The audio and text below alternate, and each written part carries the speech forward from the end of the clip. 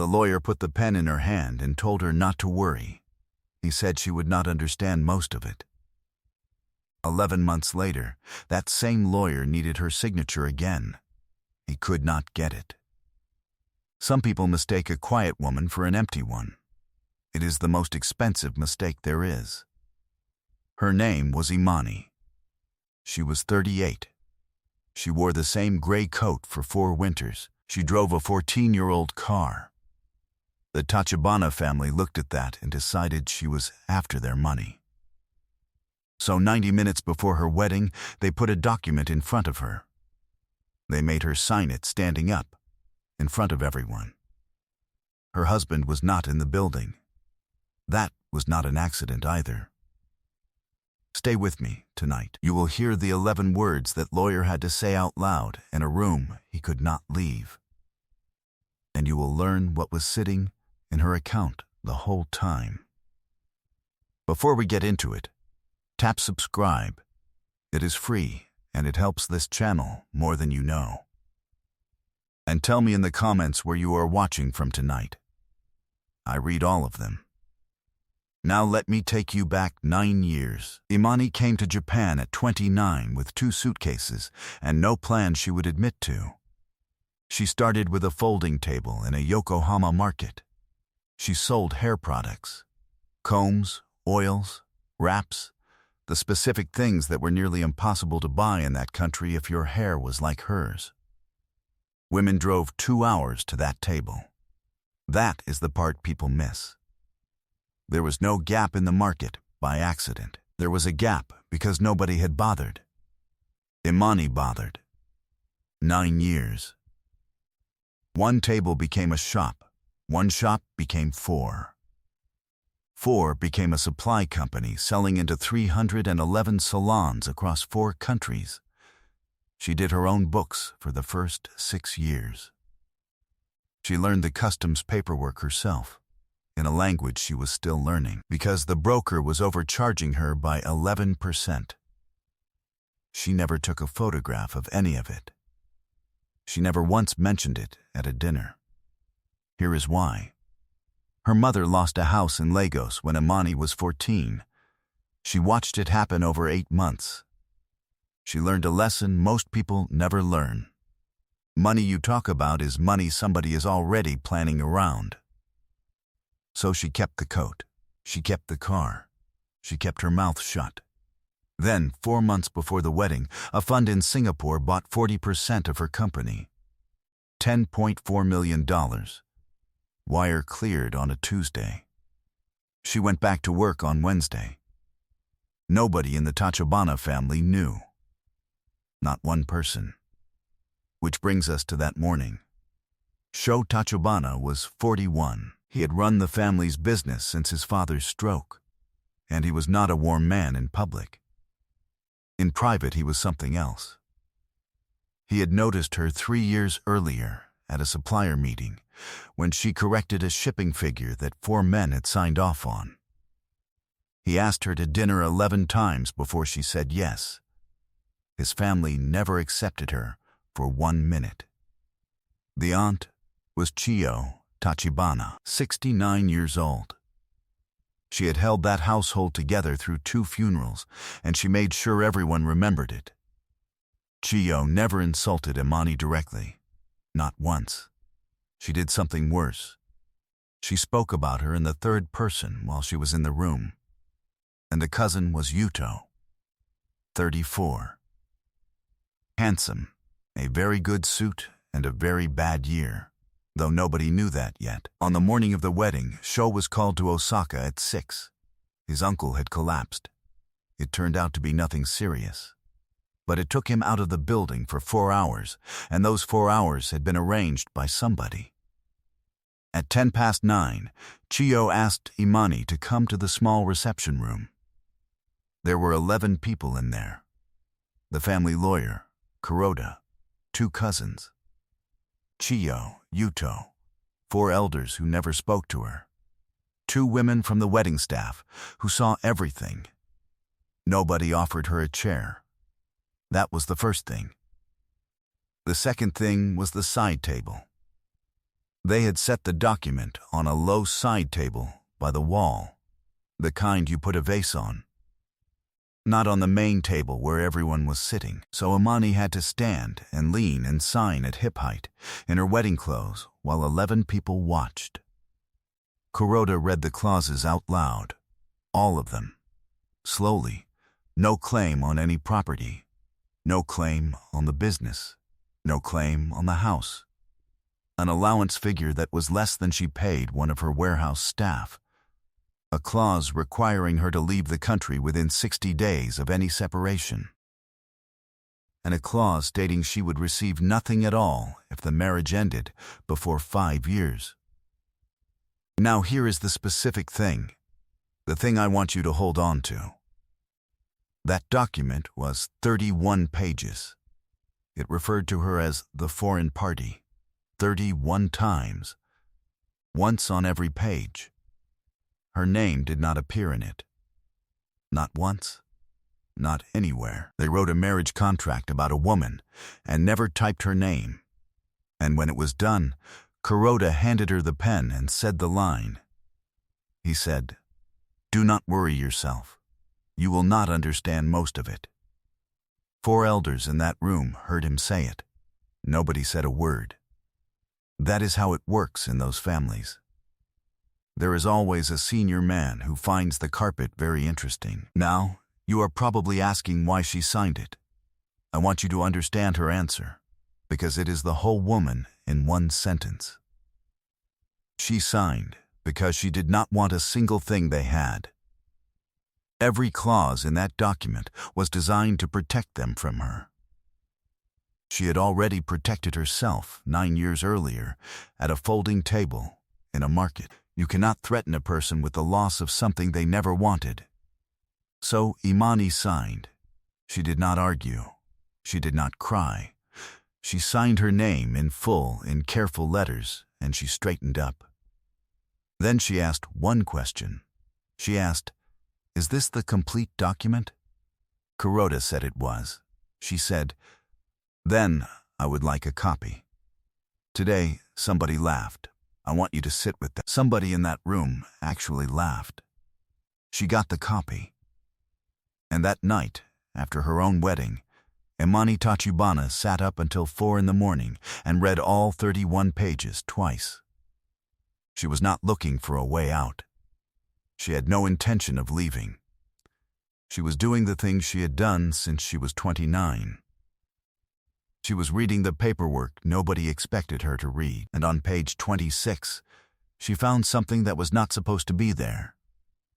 Kuroda had built that prenup out of a corporate template. Lazy work. He had left an attached schedule on the back pages. It was a list of the family holding company's pledged assets. Immani read that schedule for 2 hours. Then she read it again with a pen. The Tachibana family had borrowed against the Kobe property twice, and there were shares pledged against a second loan from a lender she had never heard of. Signed 11 months earlier. Signed by Yuto. The family was in trouble. Serious trouble. And based on the dates, the man running it did not know. She did not say anything. Not that week. Not that month. She filed it, the way she files everything. And she waited, and you will want to remember page 26. 11 months from that night, it is the reason a room full of powerful men has to stand up. Meanwhile, she was living in that house. Chio put her at the far end of the table. Chio told the staff to serve her last. Chio referred to her, in front of guests, as our son's wife and never by name. 9 months of that, and here is the part that matters more than any of it. Sho Tachibana found out about the side table 3 days after the wedding. One of the wedding staff told the housekeeper, and the housekeeper told him. He did not shout. That is not who he is. He went to his study and did not come out for a long time. Then he did 4 things over the next week. He moved Immani's seat to his right hand at every meal, permanently. He told Kuroda he would be handling his own family matters going forward. He gave the two women from the wedding staff a raise and never explained why, and he came home one evening with a coat. Gray, better than the old one, warm, exactly the same color, because he had understood that she liked that coat, and he was not trying to replace her taste with his money. He said nothing when he gave it to her. He never mentioned it again. She found the old one folded in the hall cupboard a month later. He had not thrown it out. He had kept it, the way you keep something that belongs to a person you are careful with. That is the man. He was not a talker. He was a noticer. He also never once asked her about her work, not because he did not care, because she had told him early that she did not discuss it, and he had simply accepted that a person could have a locked room. Do you know how rare that is? A powerful man who lets a woman keep something to herself. She loved him for that before she loved him for anything else. Then came the 11th month. The lender called the loan. It was not a lender at all, as it turned out. The debt had been sold twice and now sat with a rival family, and they had bought it for exactly one reason. 480 million yen. Due in 11 days. Roughly $3.2 million, with the shares behind it worth many times that. If it was not paid, the family would lose control of the holding company. The Kobe property would go. Everything Sho's father built, and that is when everyone found out what Yuto had done. He had been covering losses for 2 years. He had pledged shares he was not entitled to pledge. Kuroda had witnessed the signature and asked no questions, because Kuroda was being paid by the month. Sho Tachibana called an emergency family council for the 14th. She did it without telling Sho. She was going to propose selling the Kobe land to the same rival family at a loss, because she would rather lose the money than lose face in front of a bank. And 2 nights before that council, Sho Tachibana did the bravest thing in this entire story. He sat down on the end of the bed and offered his wife a divorce. He said the family would be finished within a year. He said the prenup meant she would walk away with nothing, and that this was his fault for letting it be signed. He said, "You did not marry this. You should not have to carry it." He was offering to release her. He had no idea he was talking to the only person in the country who could fix it with a phone call. She asked him one question. She asked how much. He told her. She nodded. Then she said, "Go to sleep. Come to the council on Saturday." He asked her what she was going to do, and Immani said, "I am going to understand the document." She had 11 days. She used 9 of them. You should know what those 9 days actually looked like, because it was not glamorous. It was phone calls at 4 in the morning. It was a Singapore lawyer she had used twice. It was her own accountant telling her, twice, that this was a bad use of her capital. He was right. It was a terrible investment. She did it anyway, and she did it while carrying trays at a family dinner on the Wednesday, because Chio had asked her to help serve. She served that dinner. She smiled. She said nothing. And the wire was already moving. Her lawyer in Singapore found the rival family's holding vehicle in an afternoon. The debt was an asset. Assets can be bought. They did not want to sell. So she paid over the odds, which she could afford, and she did it through her company, so the name on the paperwork meant nothing to anybody in Osaka. 480 million yen of Tachibana family debt was assigned to a supply company nobody in that family had ever heard of. It cleared on the Friday. The council was held on Saturday, in the main room, on the good tatami. 22 people. Chio at the front. Kuroda beside her with his files. Yuto 3 rows back, gray in the face. 4 elders, 2 representatives from the rival family, invited to discuss the sale of the Kobe land.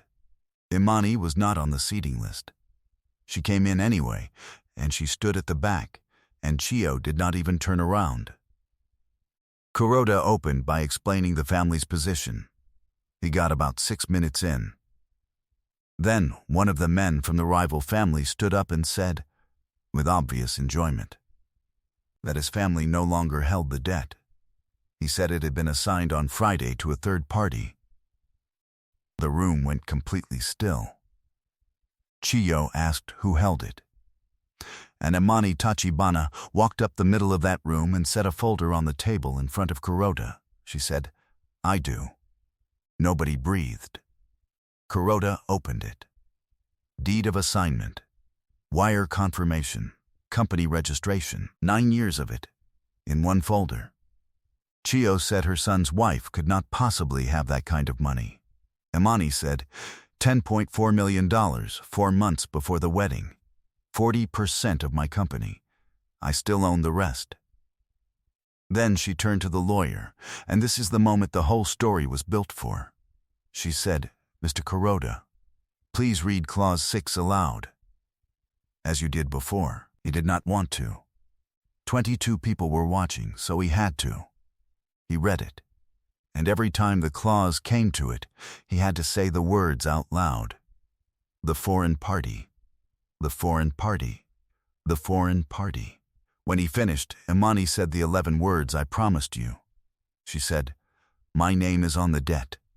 It was never on that.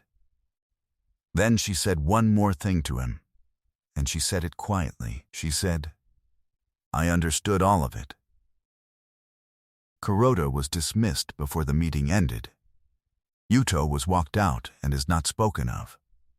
Sho Tachibana stood up in front of 22 people, bowed to her son's wife, and said her name out loud for the first time in 11 months. She held that bow a long time. Nobody told her to come up. And here is what Immani did next, which nobody in that room expected. She did not tear up the prenup. She asked for it. She signed it again, that day, in front of everyone, exactly as written. She said she wanted it on the record that she had never wanted 1 yen of Tachibana money, and that she never would.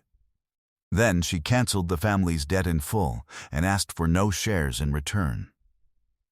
She said, "I am not buying my way into this family. I am ending an argument. The Kobe property is still in the family. Sho lives on it.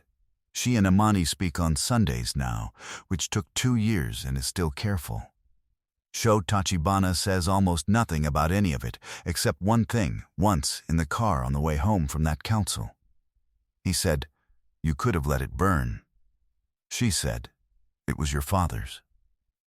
Here is what this story is really about. People think wealth is loud. It is usually the opposite.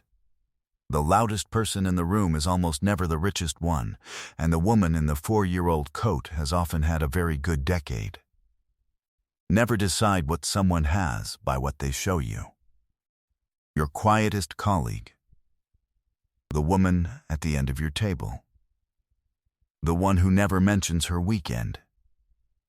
Somebody in your life right now is carrying more than you think. And never, ever hand a document to a woman and tell her she will not understand it.